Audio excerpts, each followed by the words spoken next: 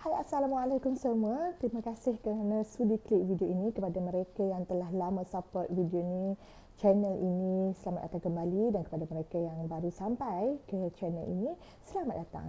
Dan hari ini kita masih lagi nak bercerita tentang perjalanan saya menjadi ibu kali pertama. Kita sambung daripada cerita kita yang selepas sewaktu saya nak keluar daripada hospital tu, nak discharge, doktor bagi tahu saya yang ubat cair darah tu saya kena ambil. Dia dah review balik keadaan saya, so saya hanya kena ambil 7 kali sahaja. Daripada 10 kali dikurangkan menjadi 7 kali. Saya tak pasti kenapa. Mungkin adalah penilaian yang doktor buat sehingga saya dikurangkan menjadi 7 kali daripada 10 kali untuk suntikan sendiri. Suntikan sendiri ini bercampurlah dengan suntikan yang telah dibuat di hospital. Okay, kalau di PPUM, ubat cair darah tu kita kena beli. Kemudian saya juga disuruh tunggu keputusan baby macam mana. Kalau baby belum sembuh daripada sakit kuning tu, saya kena tunggu, saya kena stay dekat ward lagi lah. Dan Alhamdulillah baby pun kuningnya dah kurang daripada 80, so saya dibenarkan untuk keluar. Tetapi perjalanan baby ini dengan sakit kuning atau jaundice-nya tidak berhenti hanya di situ. Nafas lega yang saya tarik bukanlah selama-lamanya. Okey, bila balik ke rumah, saya berpantang sendiri di Kuala Lumpur, bukan sebab saya sombong dengan family ataupun family tak peduli tentang saya dan sebagainya. Sebab family saya ni sebuah family yang kecil. Okay, dan sekarang ni ialah kita bersalin pun pada usia yang telah pun orang kata dah tua lah. So ibu bapa kita pun dah tua, nenek saya pun dah tua. Nenek saya dah duduk atas kursi roda. Of course tak boleh datang ke sini untuk jaga saya. Manakala bapa saya sentiasa sakit, dan sakit bapa saya ni bukan sekadar sakit-sakit biasa, tapi sakit dia memerlukan oksigen yang perlu dikejarkan ke hospital dengan keadaan yang segera. Dah banyak kali dah ambulans datang ambil dia. Dan ibu saya terpaksalah menjaga bapa saya lah di kampung. Dan ibu saya pun tak berapa sihat, dia ada darah tinggi, dia ada sakit lutut. Tetapi yang membuatkan mereka tak boleh datang disebabkan keadaan bapa saya. Hari saya nak masuk ward untuk pembedahan tu, itu adalah hari bapa saya keluar daripada emergency. Tetapi keadaannya masih tidak mengizinkan mereka untuk datang ke sini kerana dia ada sakit paru-paru, so pernafasan dia masih tak stabil. Okey, kita kembali semula kepada cerita saya dengan baby tadi. Bila balik ke rumah, saya adalah saya blind kan, jadi saya perlukan orang untuk ajar saya macam mana nak uruskan baby. Okay, benda-benda lain tu saya tak ada masalah, cuma saya pernah tengok lah dan saya ada pengalaman untuk tukar lampin dan sebagainya, tetapi bukan untuk baby yang kecil 2-3 hari ni. Okay, sebab saya akan jaga baby ni bermula dari seorang diri, bermula baby berusia 4 hari kan. Untuk adik-adik saya tu, saya tukar lampin dia tu masa dia umur dah berbulan-bulan. Jadi baby pun dah keras, dah senang kan. So saya ada seorang kawan datang ke rumah mengajar saya lah macam mana nak uruskan, nak salin lampin dan sebagainya. Okey, dan sebenarnya itu bukanlah saya tak tahu daripada zero. Saya pernah nampak dulu, pernah tengok, dan saya masa tak nampak pun pernah buat untuk adik saya. Jadi benda tu macam refreshment untuk saya lah, macam mana nak jaga baby tu. Dan kita buat simulasi macam mana nak buat susu, sebab yelah saya tak nampak kan bacaan ukuran pada botol susu tersebut.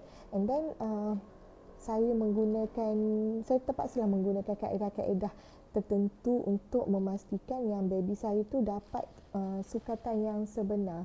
Sebagai contoh, saya gunakan measuring cup untuk masukkan air ke dalam botol supaya saya dapat berapa yang ukuran yang saya nak.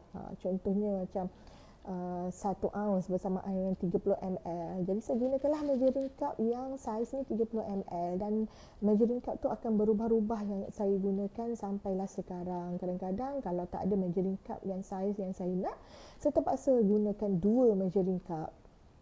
Memanglah orang kata ada benda senang sebagai contoh, ada Breza brand lah yang keluarkan alat untuk buat susu baby, tetapi ianya saya rasa, saya tak tahu lepas ni saya ada baby lagi ataupun tidak, jadi harganya dalam 1,000 lebih.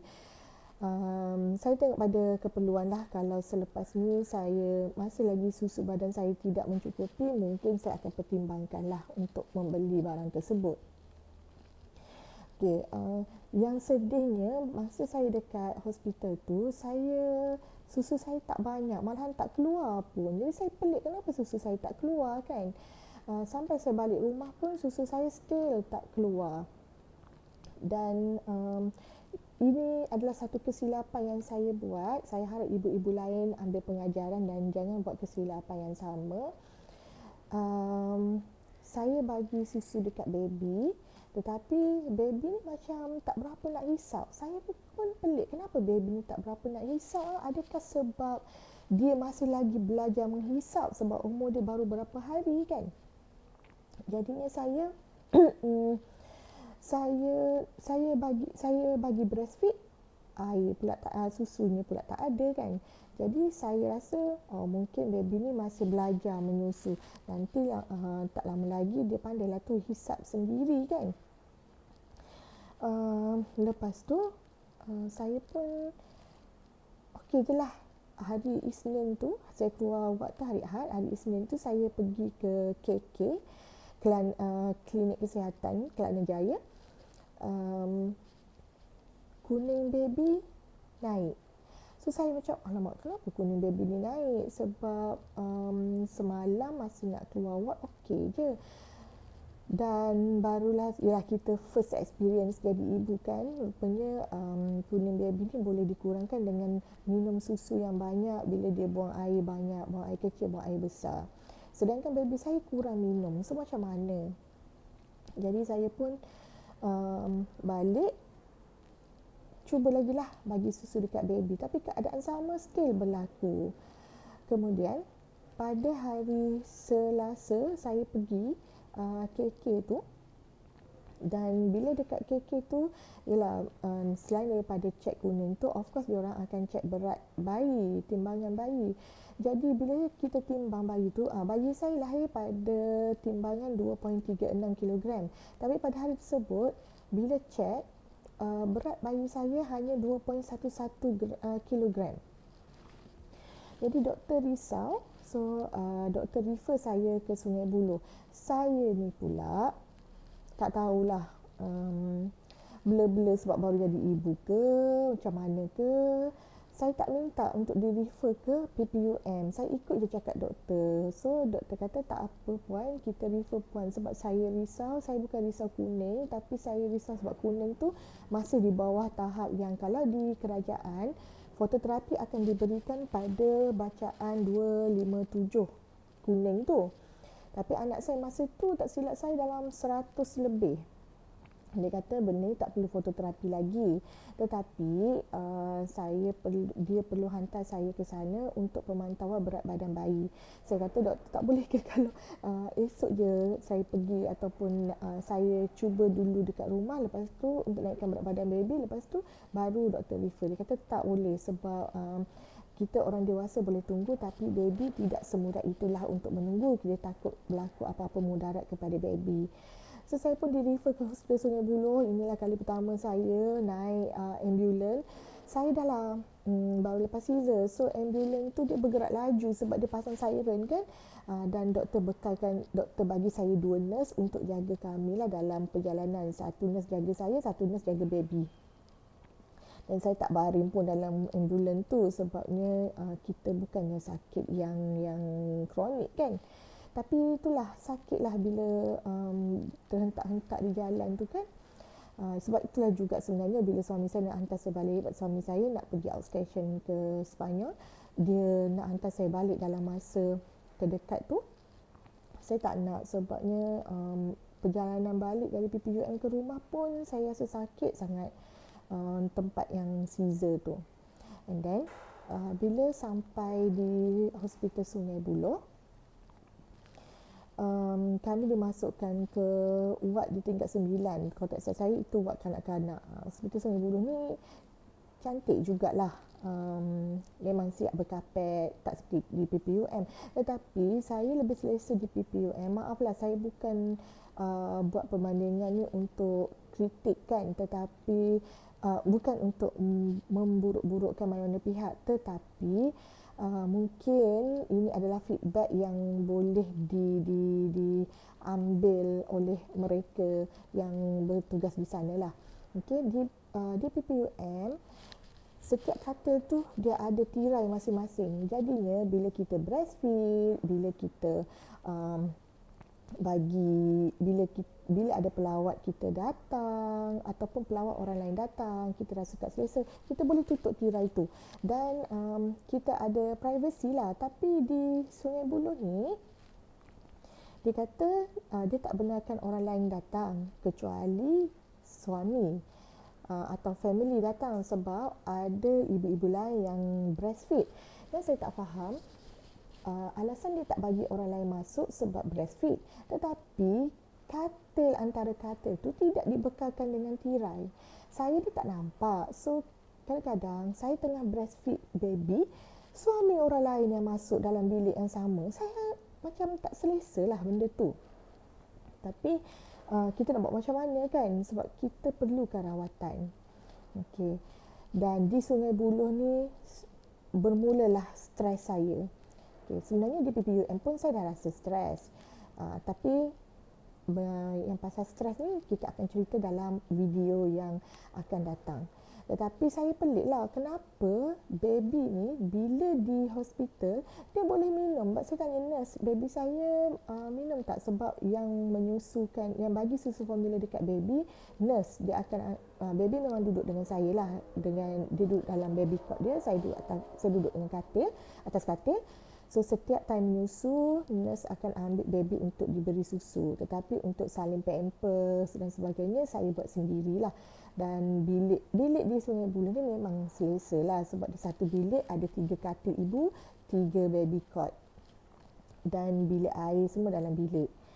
Okay, so saya tanya nurse, baby saya minum tak? Dia kata baby saya minum. Saya pun pelik, apa ya kesilapan saya sampai baby saya tak minum di rumah, sedangkan saya bagi susu formula juga. Takkanlah baby sekecil itu dah pandai demand nak susu A, tak nak susu B, nak susu B, tak nak susu A, kan macam tu. Bila saya fikir-fikirkan balik, saya gunakan susu, saya gunakan puting jenis yang, saya gunakan puting Avon. Puting Avon ni dia puting yang melatih baby untuk breastfeed. Jadinya adakah silap saya pada puting tersebut?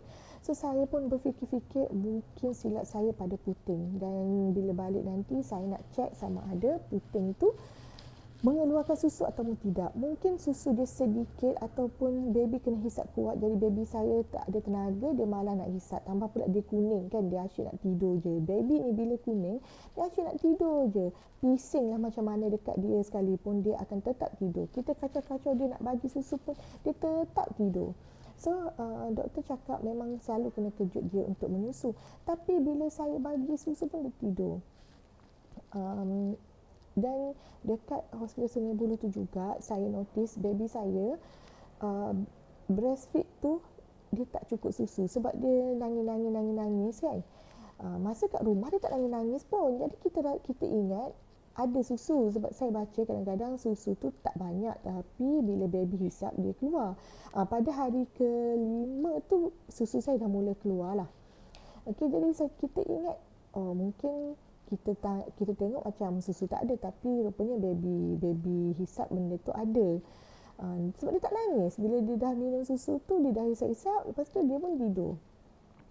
Bila di hospital tu barulah nampak, macam tak cukup, sebab lepas dia breastfeed dia akan marah, dia akan macam mengamuk, dia akan tarik macam tu dan dia akan nangis. Okey. So saya rasa sekian dulu untuk video kali ini. Next video kita akan bercerita tentang bagaimana stres bermula di PPUM dan juga di Sungai Buloh. Sungai Buloh itulah sampai ke muncaknya. Sekian, Assalamualaikum warahmatullahi wabarakatuh. Terima kasih.